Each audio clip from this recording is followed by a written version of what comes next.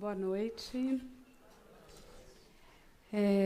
Bom, a palavra abre comigo, que sou, acho que a mulher da mesa, talvez, se a gente chegar a essa conclusão, né, depois do nosso café filosófico, porque é justamente esse o tema, né? Porque a Papiros tem essa série Papiros Debates e me chamou para fazer um livro com a temática do feminino.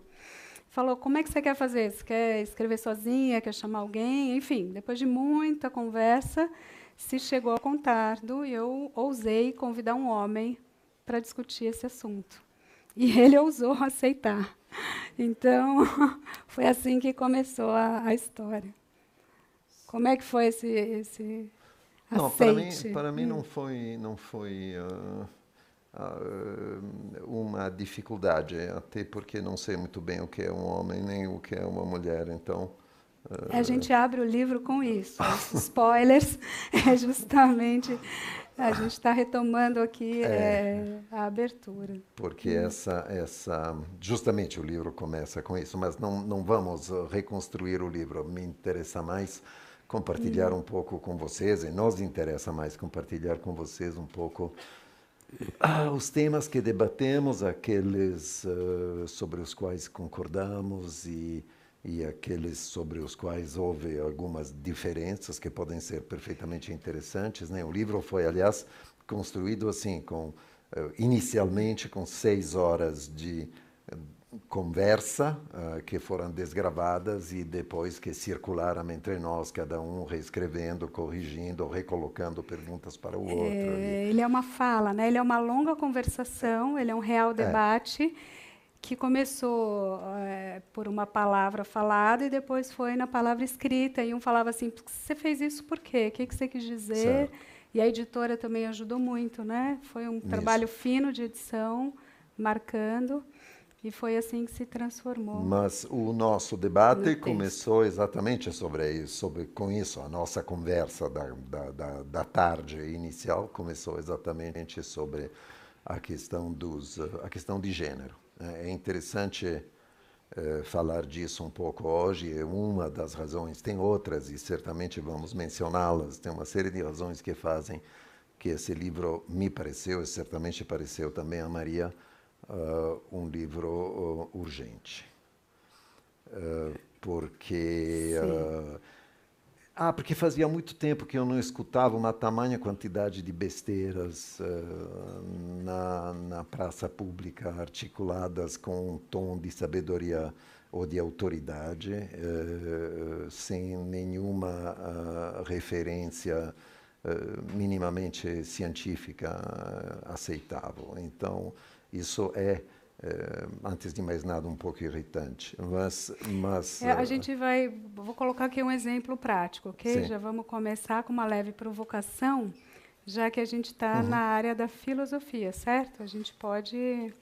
Então, assim, um bispo diz o seguinte, filha minha não pode estudar muito porque não pode ser cabeça, porque para o casamento funcionar tem que ter o cabeça da relação.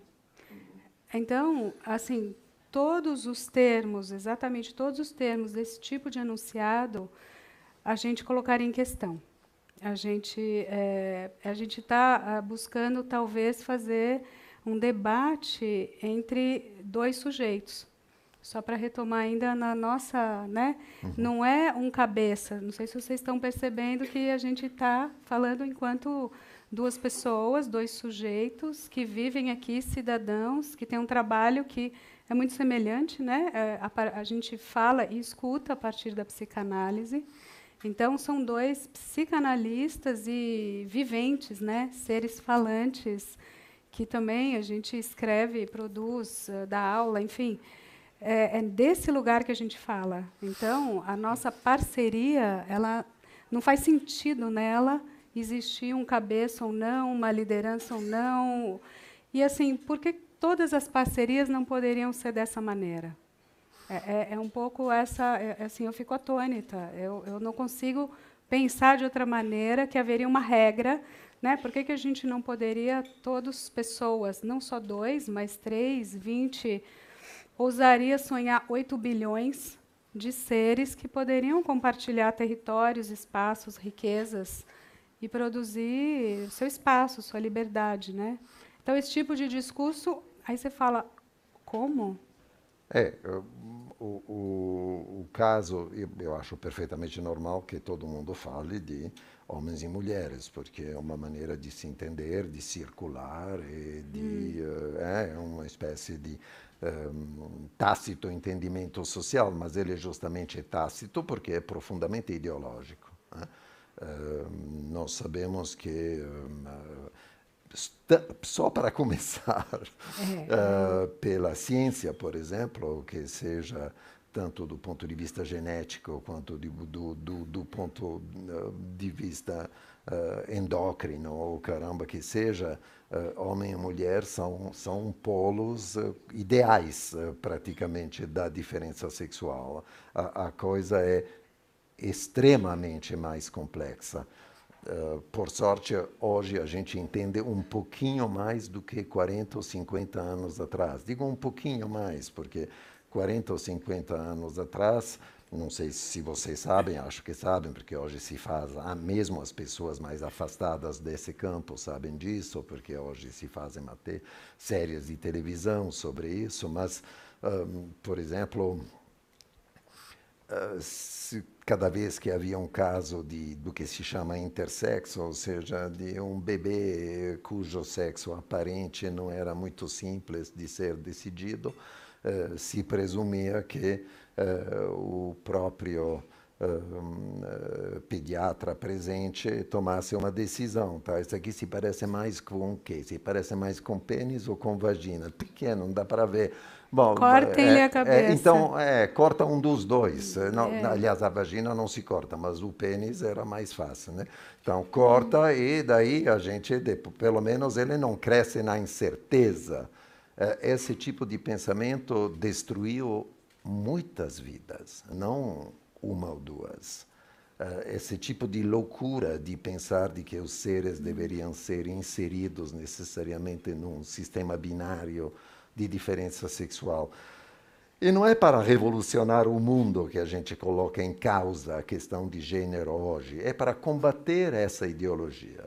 É uma ideologia fajuta, vagamente de origem religiosa, a Igreja Católica tem a sua parte de responsabilidade nisso, mas é uma ideologia. Realmente o nosso saber, tanto psicológico quanto científico, está melhor do que isso. Então, a gente costuma brincar dizendo o seguinte: se existe uma ideologia de gênero, é a ideologia que supõe que existiriam 2 grandes tipos de seres, dentre a multiplicidade do planeta, tem 2 grandes caixas. Isso é a grande ideologia. E que ela é derivada, assim, o que a gente está dizendo é justamente... e a gente abre o livro com esse capítulo, né? Construção natural ou construção cultural. E o que a gente vai dizer é que até a natureza é uma construção, que é isso que o Contardo estava colocando aqui. Não existe uma informação DNA, um XY que gera. Ah, tá, então isso é um tipo único de macho ou fêmea. Nem nos bichos sem ser os bichos humanos. Eu acho que no mínimo que a gente deveria dizer é que se Deus tinha a intenção de criar só homens e mulheres, ele tem um puta problema de recall que deve estar chegando qualquer dia desse. Mas... É isso, esse é o fim do raciocínio. Assim, por que é ideológico? Porque é só no discurso que isso é verdade. Claro, é só no uso das palavras que podem ter a afirmação do gênero, e Deus criou o homem e a mulher. Então, é só a partir de uma afirmação criativa dessa, em todos os sentidos, é que a gente tem 2 categorias, assim como preto e branco. E vocês sabem bem aquela história incrível, né, de que a gente não está vendo a mesma cor aqui. Então, o que é púrpura, maravilha, vermelho ou branco? Tá. E a coisa das 20.000 palavras de branco que os esquimós podem ter. Então, enfim, o pouco que existe é uma multiplicidade de seres que a gente organizou historicamente. Aí a gente vai para essa história. tem uma gênese para fazer uma divisão didática que é muito mais ampla, muito mais complexa do que menino e menina. Porque dentro disso, ela abarca várias outras divisões. Vou colocar o índice aqui e a gente já desenvolve. Mas, assim, homem, mulher. Racionalidade, razão, emoção. Estão acompanhando, né? Porque homem pensa, faz engenharia, pode até ler e escrever, veja que engraçado. Menina nem vai na escola. Enfim, ela sente, ela é emotiva, né? Homem, ele é mais intelectual, mulher é mais visceral, é a prole, a cria, o sangue, a barriga, né? E claro, homem é superior, mulher é inferior e toda a lógica milenar que a gente chama de patriarcal. Então, percebe que a gente está numa ponta do iceberg que vai, na verdade, revelar um binarismo muito estranho. E eu ainda posso juntar mais uma grande categoria, que é o bem e o mal.